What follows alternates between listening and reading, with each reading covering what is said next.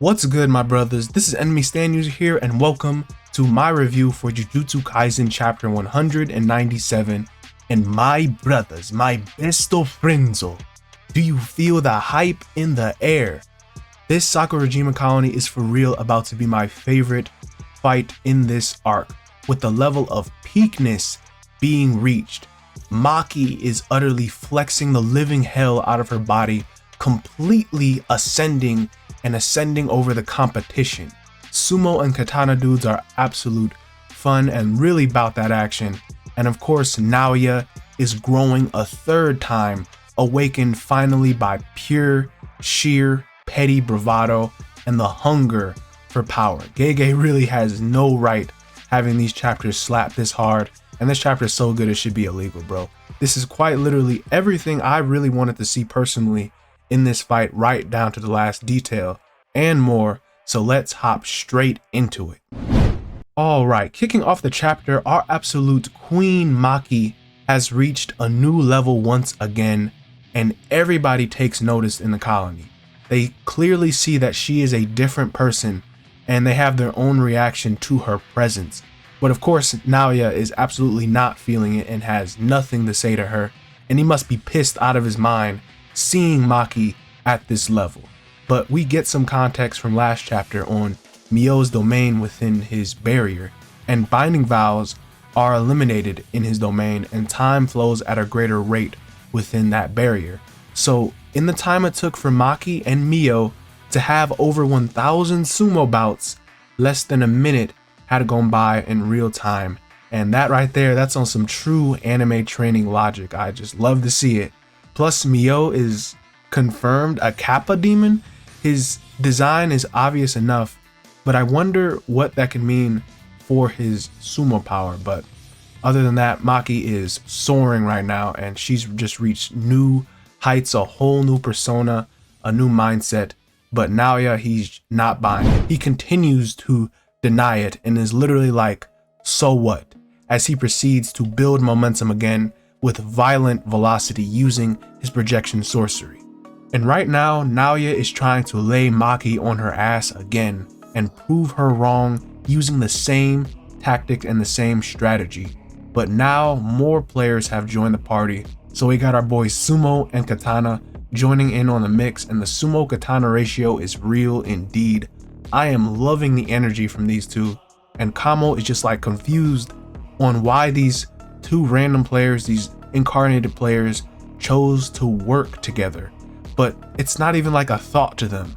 They are just free spirits, and this deathmatch is just fun. As long as they get to do their passion, everything works out, and they don't care what anyone thinks of them. And they take notice that Maki is the first one to hop in on this fun. It's just way too good of a vibe with them. And all the while, Naoya is fighting Maki, and unlike before, Naoya is the one frustrated, sheerly pissed off that now he can no longer hit her at his speed. Naoya is violently ripping through the city, trying to pin Maki down, but he can't. Maki is in her zone, smiling. She feels the difference now in her body. She is not so limited by herself, and she feels her surroundings. Naoya's every move is being felt, but Maki takes a moment to realize her situation. She always needed glasses to see curses, but after Mai's sacrifice, she now has a body that can see curses and has gained sight that everyone else has. So she had become content with herself now that she was the same as everyone else. But it's not just enough to be the same as everyone else.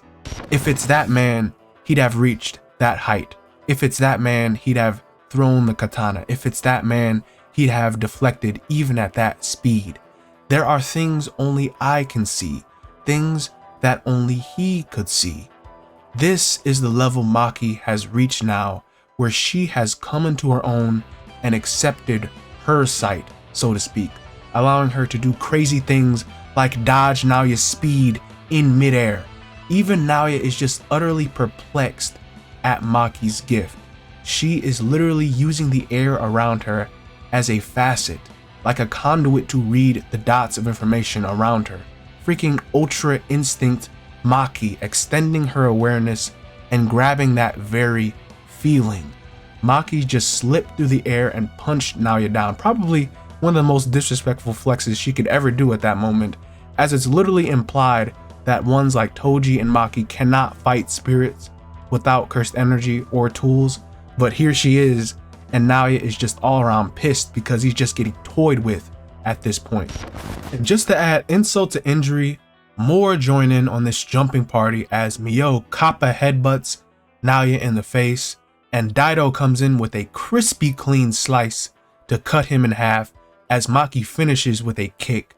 And this is absolutely humiliating for Naoya. He's really about to be squashed like a bug. Like, no way, no way, no way, no way.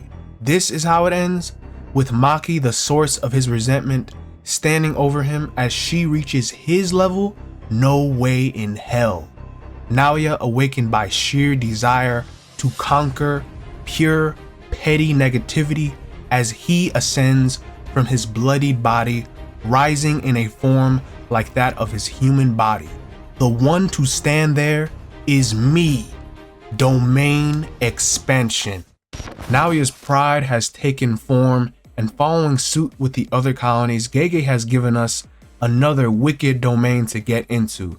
So domain enthusiasts, Maki deniers, Toji deniers, get your notes out because next chapter, the info dump, the technique interaction, and the rules are about to be nuts. A domain using projection sorcery is wild given the ability. What I think, it could automatically make objects and people obey that 24 or numbered FPS limit inside the barrier, which causes them to freeze frame if failed, and it even affects things like the air. So imagine that on top of Naoya's stats automatically naturally amped up and increased inside a domain. It's gonna be pretty gnarly. It's gonna be really cracked.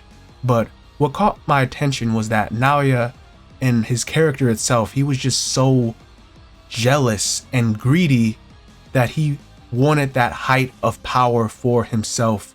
So he awakened again in a more human form to be like that of Toji and Maki. If you remember, he never finished transforming because he was interrupted before.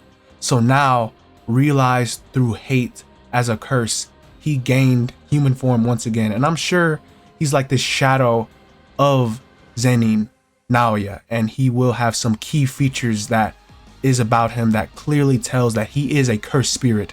Like he'd have appendages, his skin may be different, he might have a curse mark, or maybe his eyes will seep black like a lot of undead individuals have risen from death. So this is going to be very, very cool. Naoya is looking pretty stellar right now. And man, Naoya's life is just coming full circle. We saw him as a child before. He grew up as a strong sorcerer. He died as a sorcerer, and he came back to life as a cursed womb, and he ascended, and now he ascended into this human-like entity, just full circle, this life cycle. And it's just dark, man. The negativity can do things to a person in Jujutsu Kaisen, and I feel like Naoya is that prime example with this vengeful spirit. So now with a domain expansion, he is already looking like a real problem. I think everyone has to really chime in this battle like they did this chapter to overcome Naoya. But if he was this strong, this fast, as just a cocoon in like this cursed womb, how freaking strong did he just get? Like, that is scary. We saw how strong cursed wombs get with Dagon compared to their true form, and that's really a really scary thought. Like, I don't think we're ready for how insanely cracked Naoya is about to be, but I trust the sorcerers will somehow find a way to deal with him because Naoya is actually a problem and he needs to be dealt with. So hopefully we get more spotlight on sorcerers like Kamo, who's been on the back burner for weeks now. So hopefully he pops off with something and does something spectacular and helpful. And this is really just going to be an epic climax, reaching the height of this battle with nothing, literally nothing, holding anyone back. And Maki was having fun in this chapter. You can tell she was stellar. And her getting her sword back, she is going to seriously rip and shred.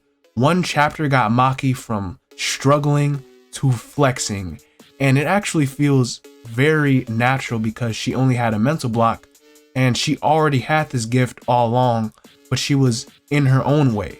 So before, in a way, you could say that Naoya was actually kind of spitting in chapter 151, "You are not Toji," but he literally ate his words, and now it's that same feeling, that sheer hatred, allowing him to grow again, because now she is just like him. And now, of course, Maki, she even has her own finesse about her.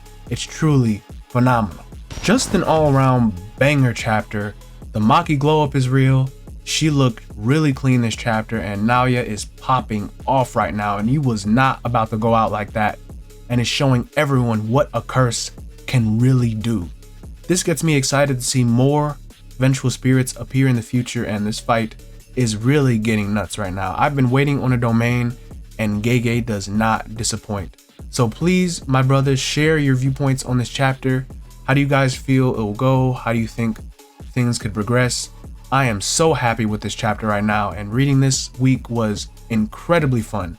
Next week is on a break, so Gege's in the lab cooking up some peak fiction right now. I cannot wait for that. But this has been Enemy Stand User, and I'll see you awesome guys in the next one. Bye-bye.